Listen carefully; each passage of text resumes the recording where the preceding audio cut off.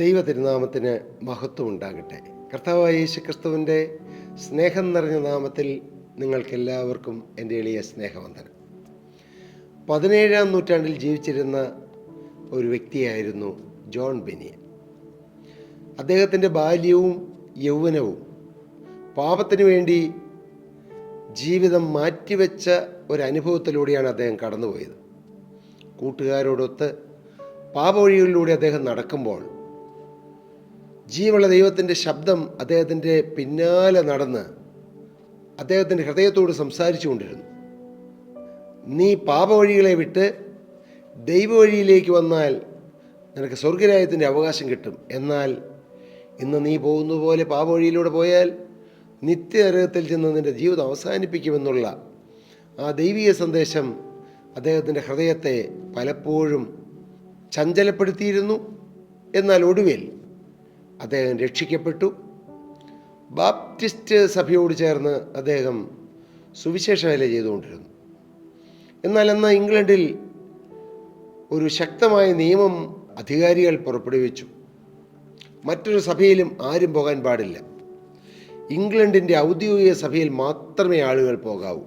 Baptist സഭയിൽ പോയി ദൈവത്തെ ആരാധിച്ച് ദൈവീയ അനുഭവങ്ങൾ കിട്ടിക്കൊണ്ടിരുന്ന ജോൺ ബെനിയന് ആ കഠിനമായ തീരുമാനത്തെ അംഗീകരിപ്പാനോ അനുസരിപ്പാനോ കഴിഞ്ഞില്ല. അദ്ദേഹം ബാപ്റ്റിസ്റ്റ് സഭയിൽ തുറന്നു പോയിക്കൊണ്ടിരുന്നു. തന്മൂലം അധികാരികൾ അദ്ദേഹത്തെ അറസ്റ്റ് ചെയ്ത് ഏതാണ്ട് 12 വർഷത്തോളം ജയിലിൽ അടയ്ക്കുവാനിടയായി. കർത്താവിൻ്റെ കൃപയിലേക്ക് വന്നയാളെ ജയിലിൽ അടച്ചു. പാപവഴിയിലൂടെ ജീവിച്ചപ്പോൾ ജയിലില്ല, പ്രശ്നമില്ല, എതിർപ്പില്ല. പക്ഷേ ദൈവത്തെങ്കിലേക്ക് വന്നപ്പോൾ അധികാരികൾ അദ്ദേഹത്തെ പിടിച്ച് ജയിലിൽ അടച്ചു. ഇത് തന്നെ ഇന്ന് സംഭവിക്കുന്നുണ്ട്. മദ്യപിച്ച്, കഞ്ചാവ് വലിച്ച്, ലഹരി പദാർത്ഥങ്ങളുടെ അടിമകളായി കുടുംബകലഹമുണ്ടാക്കി, ഭാര്യയും ഭർത്താവും തമ്മിൽ പിരിഞ്ഞ്, മാതാപിതാക്കളെ കൊലപ്പെടുത്തി, അങ്ങനെ നാടിനും നാട്ടാർക്കും വീടിനും വീട്ടാർക്കും പേടി സ്വപ്നമായി കഴിയുമ്പോൾ ആർക്കും കുഴപ്പമില്ല. എന്നാൽ അങ്ങനെയുള്ള വ്യക്തികൾ ദൈവത്തെങ്കിലേക്ക് തിരിഞ്ഞു കഴിയുമ്പോൾ ആളുകൾക്ക് എതിർപ്പാണ്. അത് സുവിശേഷത്തോടുള്ളൊരു എതിർപ്പാണ്. അത് പിശാചിൻ്റെ ഒരു പ്രവർത്തനമാണത്. പ്രോത്സാഹിപ്പിക്കുകയാണ് വേണ്ടത്, പക്ഷേ എതിർക്കുന്നു. ജോൺ ബെനിയനെയും പിടിച്ച് ജയിലിലാക്കി. പക്ഷേ all things work together for good for those who love God. ദൈവത്തെ സ്നേഹിക്കുന്നവർക്ക്, നിർണയപ്രകാരം വിളിക്കപ്പെട്ടവർക്ക് തന്നെ സകലവും. ആ സകലവും എന്നുള്ളതിൽ ജയിലിൽ പോകുന്നതും ഉൾപ്പെടും. കർത്താവിൻ്റെ സ്തോത്രം. ആ സകലവും എന്നുള്ളതിൽ രോഗവും ഉൾപ്പെടും. ആ സകലവും എന്നുള്ളതിൽ സാമ്പത്തികമായ പ്രതിസന്ധികൾ ഉൾപ്പെടും. ആ സകലവും എന്നുള്ളതിൽ വലിയ കടബാധ്യത ഉൾപ്പെടും. ആ സകലവും എന്നുള്ളതിൽ വേർപാട് ഉൾപ്പെടും. സകലവും നന്മയ്ക്കായി കൂടി വ്യാപരിപ്പിക്കുന്നു. ജോൺ ബെനിയൻ ആ ജയിലിൽ കിടന്നപ്പോൾ ഒരു പുസ്തകം എഴുതി. അതാണ് പരദേശി മോക്ഷയാത്ര, പിലിഗ്രിംസ് പ്രോഗ്രസ്. ബൈബിൾ കഴിഞ്ഞാൽ ലോകത്തിൽ ഏറ്റവും കൂടുതൽ ആളുകൾ വായിക്കുന്നതും ഏറ്റവും കൂടുതൽ വിറ്റഴിക്കപ്പെടുന്നതുമായ പുസ്തകമാണ് പരദേശി മോക്ഷയാത്ര. നാശപട്ടണത്തെ വിട്ട് മോക്ഷപട്ടണത്തിലേക്ക് പോകുന്ന ഒരു ദൈവദാസൻ്റെ, ഒരു ദൈവമനുഷ്യൻ്റെ യാത്രയെ പ്രതിനിധാനം ചെയ്ത് അതിനെ അടിസ്ഥാനമാക്കി എഴുതിയിട്ടുള്ള പുസ്തകമാണ് പിലിഗ്രിം പ്രോഗ്രസ് അഥവാ പരദേശി മോക്ഷയാത്ര. പ്രിയപ്പെട്ടവരെ, നമ്മുടെ ജീവിതത്തിൽ വരുന്നതായി പ്രതിസന്ധികളും പ്രശ്നങ്ങളും നമുക്ക് നന്മയ്ക്കാക്കി തീർക്കാൻ പറ്റും. ഇസ്രായേൽ ജനം മിസ്രൈം വിട്ട്, ഫറവോൻ്റെ അടിമത്വം വിട്ട് മരുഭൂമിയിലൂടെ ചെങ്കടലിൻ്റെ അരികിലൂടെ യാത്ര ചെയ്യുകയായിരുന്നു. അവർക്ക് ചെങ്കടൽ കടക്കണം. വലിയ പ്രതിസന്ധിയാണ്. ചെങ്കടൽ എന്ന് പറഞ്ഞാൽ 355 കിലോമീറ്ററാണ് അതിൻ്റെ വീതി. 1600 അടിയാണ് അതിൻ്റെ താഴ്ച. ചെറിയൊരു തോട് കിടക്കുന്നത് പോലെയോ ഒരു കൊച്ചു പുഴ കിടക്കുന്നത് പോലെയോ അല്ല. വലിയ കടൽ, വലിയ പ്രശ്നം, വലിയ പ്രതിസന്ധി. എന്നാൽ അതിനെ മാറ്റി ഇസ്രായേൽ ജനത്തെ കടലിൻ്റെ ആഴത്തിലൂടെയുള്ള ഉണങ്ങിയ നിലത്തിലൂടെ ദൈവം നടത്തി. വെള്ളം ഇടത്തും വലത്തും ചിറ പോലെ നിന്നു. സ്തോത്രം. കഴിഞ്ഞ 2 മെസ്സേജുകളിൽ നാം കാര്യം ചിന്തിച്ചു. എന്നാൽ എങ്ങനെയാണ് കർത്താവ് അത്ഭുതം പ്രവർത്തിച്ചതെന്ന് നമുക്ക് ഇന്നൊന്ന് ചിന്തിക്കാം. പുറപ്പാട് പുസ്തകം 14-ാം അധ്യായം 15-ാമത്തെ വാക്യം നമുക്ക് 15ഉം 16ഉം വാക്യങ്ങൾ നമുക്ക് വായിക്കാം. അപ്പോൾ യഹോവ മോശയോട് അരുളിച്ചെയ്തത്, നീ എന്നോട് നിലവിളിക്കുന്നത് എന്ത്? മോശ ഈ പ്രതിസന്ധി വന്നപ്പോൾ നിലവിളിച്ചു. അതേ, പ്രതിസന്ധികൾ വരുമ്പോൾ നിലവിളിക്കുന്നത് നല്ലതാണ്, പക്ഷെ നിലവിളിച്ചുകൊണ്ടേയിരിക്കരുത്. നിങ്ങൾക്ക് മനസ്സിലായോ? നിലവിളിക്കുന്നതും നിലവിളിച്ചു കൊണ്ടിരിക്കുന്നതും തമ്മിൽ വ്യത്യാസമുണ്ട്. അതേ, നമ്മുടെ ജീവിതത്തിൽ ഒരു പ്രശ്നം വരുമ്പോൾ ദൈവസന്നിധിയിൽ പ്രാർത്ഥിക്കാം, നിലവിളിക്കാം, പക്ഷെ നിലവിളിച്ചുകൊണ്ടേയിരിക്കരുത്. നിലവിളി, പ്രാർത്ഥന ദൈവത്തോട് അറിയിക്കുകയാണ്. നിങ്ങളുടെ ആവശ്യങ്ങൾ സ്തോത്രത്തോടുകൂടെ ദൈവത്തോട് അറിയിക്കുക അത്രേ വേണ്ടത്. എന്നാൽ പിന്നീട് നാം ചെയ്യേണ്ടത് വിശ്വാസത്തോടുള്ള പ്രഖ്യാപനമാണ്. പ്രാർത്ഥനയുടെ രണ്ട് വശങ്ങളാണത്. ഒന്ന്, ദൈവത്തോട് പ്രാർത്ഥിച്ച് ദൈവസന്നിധിയിൽ നിലവിളിച്ച് ദൈവസന്നിധിയിൽ നമ്മുടെ കാര്യങ്ങൾ അറിയിക്കണം, അത് കറക്റ്റാണ്. എന്നാൽ ചുമ്മാ നിലവിളിച്ചുകൊണ്ടേയിരിക്കരുത്. അങ്ങനെ ആത്മീയ ജീവൻ നയിക്കുന്നവരുണ്ട്. എന്നും നിലവിളിയോ നിലവിളി. അതല്ല പ്രിയരെ, ദൈവത്തോട് കാര്യം പറയണം. ഉറപ്പുറവാക്കി എൻ്റെ കർത്താവിനോട് ഞാൻ പറഞ്ഞു കഴിഞ്ഞു, ഇനി എൻ്റെ കർത്താവ് പ്രവർത്തിക്കും. പ്രവർത്തിക്കാനായിട്ട് വിശ്വാസത്തോടെ കാത്തിരിക്കുകയാണ്. മോശയോട് ദൈവം പറഞ്ഞു, അപ്പോൾ യഹോവ മോശയോട് അരുളി ചെയ്തത്, നീ എന്നോട് ഇങ്ങനെ നിലവിളിച്ചുകൊണ്ടിരിക്കുന്നത് എന്താ? നീ നിലവിളിച്ച് കുറഞ്ഞിട്ട് കുറേ നേരമായല്ലോ. നീ സ്റ്റോപ്പ് യുവർ ക്രൈങ്. നിന്റെ നിലവിളിപ്പേങ്ങ് നിർത്ത്. മുമ്പോട്ട് പോകാൻ ഇസ്രായേൽ മക്കളോട് പറയുക. നീ ദൈവജനത്തോട് മുന്നോട്ട് പോകാൻ കൽപ്പിക്കുക. 16-ാമത്തെ വാക്യം, വടിയെടുത്ത് നിന്റെ കൈ കടലിന്മേൽ നീട്ടുക, അതിനെ വിഭാഗിക്കുക. ഇസ്രായേൽ മക്കൾ കടലിൻ്റെ നടുവേ ഉണങ്ങിയ നിലത്തുകൂടി കടന്നു പോകും. ഇത് വലിയൊരു ആത്മീയ മർമ്മമാണ് പറയുന്നത്. ദൈവസന്നിധിയിൽ പ്രാർത്ഥിച്ചു, എന്നാൽ ദൈവം കൊടുത്ത അധികാരം ഉപയോഗിക്കുക. കർത്താവിന് സ്തോത്രം. എങ്ങനെയാണ് ദൈവമക്കൾക്ക് അധികാരം ലഭിക്കുന്നത്? മക്കളെങ്കിലോ അവകാശികളാകും. ഈ അവകാശം ലഭിക്കുമ്പോൾ അധികാരവും ലഭിക്കുകയാണ്. കർത്താവിന് സ്തോത്രം. ഒരു ഭവനത്തിൽ ഒരപ്പൻ്റെയും അമ്മയുടെയും മക്കളായി നാം ജനിക്കുമ്പോൾ അവിടെ പ്രത്യേകിച്ച് ആരും എഴുതി തരാതെ, പ്രത്യേകിച്ച് ആരും വിളംബരം ചെയ്യാതെ തന്നെ നമ്മിൽ ചില അവകാശങ്ങളും അധികാരങ്ങളും വരുന്നുണ്ട്, ഇല്ലേ? തീർച്ചയായിട്ടും. നമ്മുടെ വീട്ടിലേക്ക് ഒരു അന്യൻ കയറി വന്നാൽ കയറരുതെന്ന് പറയാൻ നമുക്ക് അധികാരമുണ്ട്. നമ്മുടെ വീട്ടിൽ ആരെങ്കിലും കയറി വന്ന് അരുതാത്ത് ചെയ്താൽ വേണ്ട എന്ന് പറയാൻ അധികാരമുണ്ട്.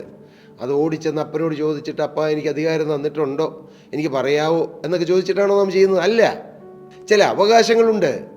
നിങ്ങൾ മക്കളെങ്കിലോ അവകാശികളാകുന്നു, ദാസന്മാരല്ല. ഇനി നിങ്ങൾ ദാസന്മാരല്ല, മക്കളാണ്. ഹല്ലേലൂയ. എന്നാൽ ഇന്ന് ക്രിസ്തീയ ഗോളങ്ങളിൽ ഇന്നും ദാസ്യത്വത്തിൽ, അടിമത്വത്തിൽ കിടക്കുന്ന വലയുന്ന അനേകരുണ്ട്. അടിമത്വത്തിൽ കിടക്കുമ്പോൾ ജയമില്ല. അടിമത്വത്തിൽ കിടക്കുമ്പോൾ മുന്നോട്ടുള്ളത് വളർച്ചയില്ല. അടിമത്വം എന്നും ദാസ്യത്വമാണ്, എന്നും ആ അടിമത്വമാണ്. പക്ഷേ മക്കളെന്ന് പറഞ്ഞാൽ മക്കൾക്ക് വളർച്ചയുണ്ട്, മക്കൾക്ക് പുരോഗതിയുണ്ട്, മക്കൾക്ക് അപ്പൻ്റെ സ്വത്തിൽ അവകാശമുണ്ട്. ആ സ്വത്തെടുത്ത് അവർക്ക് വീണ്ടും വീണ്ടും ആ സ്വത്ത് വർദ്ധിപ്പിക്കാം. പക്ഷേ ദാസന്മാർക്ക് അങ്ങനെയില്ല, അടിമകൾക്ക് അങ്ങനെയില്ല. അതുകൊണ്ട് പ്രിയപ്പെട്ടവരെ, ആത്മീയ ജീവിതത്തിൽ നാം വെറും അടിമകളായി കഴിയരുത്. അതേ, നാം ദൈവത്തിൻ്റെ അടിമകളാണെന്നല്ല നാം പറയും, സത്യം. യെസ്, ശരി, ആയിക്കൊള്ളട്ടെ. പക്ഷേ അടിമയ്ക്ക് മീതെ, ദാസന് മീതെ നാം മക്കളാണ്. കർത്താവിന് സ്തോത്രം. ആ ഒരു തിരിച്ചറിവ്, സൺഷിപ്പ്, പുത്രത്വം. നിങ്ങൾ പിന്നെയും ഭയപ്പെടേണ്ടതിന് ദാസ്യത്തിൻ്റെ ആത്മാവിനെയല്ല, നാം അബ്ബ പിതാവേ എന്ന് വിളിക്കുന്ന പുത്രത്വത്തിൻ്റെ ആത്മാവിനെ അത്രയും നാം പ്രാപിച്ചത്. ഈ പരിശുദ്ധാത്മാവിനെ നാം പ്രാപിക്കുമ്പോൾ പുത്രത്വത്തിൻ്റെ ആത്മാവ് നമ്മിൽ വരികയാണ്. ഹല്ലേലൂയ. മോശയോട് ദൈവം പറഞ്ഞു, നീ ഇങ്ങനെ ചുമ്മാ കൊച്ചുപിള്ളേർ കരയുന്ന പോലെ ചുമ്മാ ഇരുന്ന് കരയില്ലേ. എനിക്ക് മനസ്സിലായി, നീ ഒന്ന് കരഞ്ഞപ്പോൾ തന്നെ എനിക്ക് കാര്യം മനസ്സിലായി. നിന്റെ കയ്യിലിരിക്കുന്നത് എന്താണ്? വടി. എൻ്റെ പ്രിയപ്പെട്ടവർ, എന്താണ് ഈ വടി? ദൈവം കൊടുത്ത അധികാരമാണ്. ആത്മീയ ജീവിതത്തിൽ നമുക്ക് ചില അധികാരങ്ങൾ തരും. ഇന്നും അങ്ങനെയൊക്കെ കിട്ടുമോയെന്ന് ചിന്തിക്കുന്ന പലരും ഉണ്ട്, പാവങ്ങൾ. പരിശുദ്ധാത്മാവ് എന്നെല്ലാം പ്രവർത്തിക്കുന്നു അന്നെല്ലാം ഈ ആത്മീയ അധികാരം, ആത്മീയ കൃപാവരങ്ങൾ, അന്യഭാഷയിലുള്ള ആരാധന, ആത്മഫലം, ഇതെല്ലാം ഉണ്ട് പ്രിയരെ. മകനെ, നീ രക്ഷിക്കപ്പെട്ടവനാണ്, നീ പ്രസംഗിക്കുന്നവനാണ്, നീ ദൈവവചനം പറയുന്നവനാണ്. പക്ഷേ നിനക്ക് അന്യഭാഷ കേൾക്കുമ്പോൾ നിൻ്റെ ഹൃദയത്തിൽ നിനക്ക് നീരസമോ കയ്പമോ ഇറിറ്റേഷനോ വരുന്നെങ്കിൽ വാസ്തവമായി പരിശുദ്ധാത്മാവ് നിൻ്റെ ഉള്ളിൽ വസിക്കുന്നില്ല. കർത്താവിന് സ്തോത്രം. അന്യഭാഷ അത് രണ്ട് തരത്തിലുണ്ട്. ഹല്ലേലൂയ. അതിനെക്കുറിച്ച് ഞാനിപ്പോൾ വിശദീകരിക്കുന്നില്ല. സഭയിൽ അന്യഭാഷ പറയുമെന്നൊക്കെ പറഞ്ഞ് പലരും അതിനെക്കുറിച്ച് ചിന്തിക്കുന്നു. അവർക്ക് അറിവില്ല, അതുകൊണ്ടാണ്. ഞാൻ അതിനെക്കുറിച്ച് വിശദമായിട്ടൊരു ക്ലാസ് എടുക്കാൻ പിന്നീട് ആഗ്രഹിക്കുന്നുണ്ട്. അന്യഭാഷ, മറുഭാഷ എന്നൊക്കെല്ലാം പറഞ്ഞ് പലരും കളിയാക്കുന്നു. അവരറിയുന്നില്ല, അവർക്കത് മനസ്സിലാകുന്നില്ല. കോട്ടകളെ ഇടിക്കാൻ തക്കതായ ദൈവിക അധികാരത്തിൻ്റെ ചില വാക്കുകളാണ് ചില സമയങ്ങളിൽ ദൈവമക്കളിലൂടെ ഈ അന്യഭാഷയിലൂടെ ദൈവസന്നിധിയിൽ വെളിപ്പെടുന്നത്. അന്യഭാഷ പിശാചിന് മനസ്സിലാകുകയില്ല. നാം നമ്മുടെ ഭാഷയിൽ പ്രാർത്ഥിച്ചാലും പിശാചിന് മനസ്സിലാകും. പിശാച് അവിടെ കെണിവയ്ക്കാൻ നോക്കും. എന്നാൽ ജീവനുള്ള ദൈവത്തോട് നേരിട്ട് ബന്ധപ്പെടുന്ന, ദൈവത്തോട് സംസാരിക്കുന്ന അന്യഭാഷയിൽ സംസാരിക്കുമ്പോൾ പിശാചിന് മനസ്സിലാകുകയില്ല. ദൈവം അത് ഏറ്റെടുക്കും, പെട്ടെന്ന് കാര്യം സാധിക്കും. പോകട്ടെ, ഞാനതിൽ നിന്ന് മടങ്ങി വരട്ടെ. പ്രിയപ്പെട്ടവരെ, മോശയോട് ദൈവം പറഞ്ഞു, നിന്റെ കയ്യിലിരിക്കുന്ന എന്താണ്? നീ നോക്ക്, വടി. നീ വടിയെടുത്ത് നീട്ടുക, അത്രയും ചെയ്താൽ മതി. എന്നുമെന്നും കരഞ്ഞ് പ്രശ്നങ്ങളുടെ മുമ്പിൽ കരഞ്ഞ് വലഞ്ഞ് നിരാശപ്പെട്ട്, ഞാൻ ഇത്രയും പ്രാർത്ഥിച്ചിട്ടും എൻ്റെ പ്രാർത്ഥനയ്ക്ക് മറുപടി കിട്ടില്ല എന്ന് നിരാശപ്പെട്ടു പോകാനല്ല മകനെ നിന്നെക്കുറിച്ച് ദൈവം ആഗ്രഹിക്കും. നീ ചിലത് കൽപ്പിക്കണം, നീ ചില അധികാരങ്ങൾ ഉപയോഗിക്കണം. നിന്റെ മേൽ നിനക്ക് ലഭിക്കേണ്ടതായ പ്രാർത്ഥനാ വിഷയങ്ങൾ നീ അധികാരത്തോടെ നേടിയെടുക്കണം. അതിന് പിന്നിൽ വ്യാപരിക്കുന്നതല്ല പൈശാചിക ബാധകളെ നീ ശാസിക്കണം. എൻ്റെ സദസ്സിലുള്ളവരോട് ഞാൻ പറയാറുണ്ട്, പല ദേവദാസന്മാരും പലരും മറ്റുള്ളവരുടെ ഉള്ളിലുള്ളതായ ദുരാത്മാവിനെയും പൈശാചിക ബാധകളെ ശാസിക്കും. അത് ദൈവിക പ്രമാണത്തിലുള്ളതാണ്, ദൈവവചനത്തിലുള്ളതാണ്. പക്ഷേ നിങ്ങളിലുള്ളതായ ചില ബലഹീനതകളെയും ചില പൈശാചിക ബാധകളെയും ചില നെഗറ്റിവിറ്റിയെയും ചില നിരാശകരമായ അനുഭവങ്ങളെയും നിങ്ങൾ ശാസിക്കണം. നിങ്ങളിൽ അശുദ്ധിയുടെ വ്യാപാരം വരുമ്പോൾ നിങ്ങൾ യേശുവിൻ്റെ നാമത്തിൽ എന്നിൽ വ്യാപരിക്കുന്ന അശുദ്ധിയുടെ വ്യാപാരത്തെ ഞാൻ ശാസിക്കുന്നു എന്ന് പറയുമ്പോൾ അത് നമ്മെ വിട്ടു പോകും. ഇങ്ങനെ ഓരോ പാപങ്ങൾ. മോശയോട് ദൈവം പറഞ്ഞു, വടിയെടുത്ത് നിന്റെ കൈ കടൽമേൽ നീട്ടുക, അതിനെ വിഭാഗിക്കുക. ഇസ്രായേൽ മക്കൾ കടലിൻ്റെ നടുവേ ഉണങ്ങിയ നിലത്തൂടി കടന്നു പോകുമെന്ന് പറഞ്ഞു. അങ്ങനെ ദൈവം അധികാരം കൊടുത്ത് മോശ പ്രവർത്തിച്ചു. നമുക്ക് അടുത്ത മെസ്സേജിൽ എങ്ങനെയാണ് ദൈവം പ്രവർത്തിച്ചതെന്ന് വീണ്ടും ചിന്തിക്കുക. ഞാൻ പറയുന്നത്, ഇന്നത്തെ മെസ്സേജ്, നിങ്ങൾ ദൈവസന്നിധിയിൽ പ്രാർത്ഥിക്കണം, നിലവിളിക്കണം, തെറ്റിദ്ധരിക്കരുത്. പക്ഷേ എന്ന് നിലവിളിച്ചുകൊണ്ടേയിരിക്കരുത്. യാചകരെ പോലെ നിലവിളിച്ചുകൊണ്ടിരിക്കരുത്. മക്കൾ പറയുന്ന പോലെ പറയണം. മക്കൾ ഒരിക്കലും യാചകരെ പോലെ നിലവിളിക്കുകയല്ല, മക്കൾ നിലവിളിക്കാറുണ്ട്. പക്ഷേ അപ്പൻ എൻ്റെ അപ്പനോട് പറയുന്നു, എൻ്റെ അപ്പൻ എൻ്റെ സ്വന്തമാണ്, ഞാൻ അവൻ്റെ മകനാണ്, ഞാൻ അവൻ്റെ മകളാണ്. ഒരു കുട്ടി നിലവിളിക്കുമ്പോൾ അവൻ്റെ ഉള്ളിലറിയാം, എൻ്റെ അപ്പനോട് പറഞ്ഞാൽ അത് തരും, എൻ്റെ അമ്മയോട് പറഞ്ഞാൽ അത് തരുമെന്ന്. അങ്ങനെ ആ പുത്രത്വത്തിൻ്റെ ആ സൺഷിപ്പിൽ നിന്നുകൊണ്ട് നാം പ്രാർത്ഥിക്കാൻ പഠിക്കണം. അപ്പോൾ കാര്യം പെട്ടെന്ന് സാധിക്കും. സ്വർഗത്തിലെ അപ്പൻ നമുക്ക് കാര്യം പെട്ടെന്ന് സാധിപ്പിച്ചു തരും. Hallelujah, hallelujah. 52 ദിവസം കൊണ്ട് യെരുശലേമിലെ മതിൽ പണിയുവാൻ കറവ കൊടുത്ത ദൈവം, സ്വർഗത്തിലെ ദൈവം ഞങ്ങൾക്ക് കാര്യം സാധിപ്പിച്ചു തരും. ആ വിശ്വാസം നിങ്ങളുടെ ഹൃദയത്തിൽ നിറയട്ടെ. പ്രതിസന്ധികളെ തരണം ചെയ്യുവാൻ, ഓവർകം ചെയ്യാനുള്ള ദൈവിക ജ്ഞാനവും ദൈവിക വിശ്വാസവും കർത്താവിലുള്ള ആശ്രയവും കർത്താവിൻ്റെ അമിത ബലത്തിലുള്ളതായ ആ ഒരു വിശ്വാസവും നിങ്ങളുടെ മേൽ കർത്താവ് പകരട്ടെ എന്ന് പ്രാർത്ഥിച്ചുകൊണ്ടും ആശംസിച്ചുകൊണ്ടും ഞാൻ എൻ്റെ വാക്കുകളെ നിർത്തുന്നു. കർത്താവ് നിങ്ങളെ നിറവടിയായി അനുഗ്രഹിക്കട്ടെ. പ്രിയ സഹോദരി സഹോദരങ്ങളെ, നിങ്ങൾക്ക് ഏതെങ്കിലും പ്രാർത്ഥനാ വിഷയങ്ങളുണ്ടോ? തീർച്ചയായും താഴെ കാണുന്ന നമ്പറിൽ ഞങ്ങളുമായി ബന്ധപ്പെട്ടാൽ ഞങ്ങൾ നിങ്ങൾക്ക് വേണ്ടി പ്രാർത്ഥിക്കാം. ഞങ്ങളുടെ പ്രെയർ വാരിയേഴ്സ് ടീം നിങ്ങൾക്ക് വേണ്ടി പ്രാർത്ഥിക്കും. ഞങ്ങളുടെ പ്രെയർ ഡെസ്കിലുള്ള ദൈവമക്കൾ നിങ്ങളുമായി കമ്മ്യൂണിക്കേറ്റ് ചെയ്യും. തീർച്ചയായും ഞങ്ങൾ നിങ്ങൾക്ക് വേണ്ടി പ്രാർത്ഥിക്കാം. നിങ്ങളും പ്രാർത്ഥിക്കൂ. കർത്താവ് നമ്മുടെ പ്രാർത്ഥന കേൾക്കും. കർത്താവ് നിങ്ങളെ നിറവടിയായി അനുഗ്രഹിക്കട്ടെ.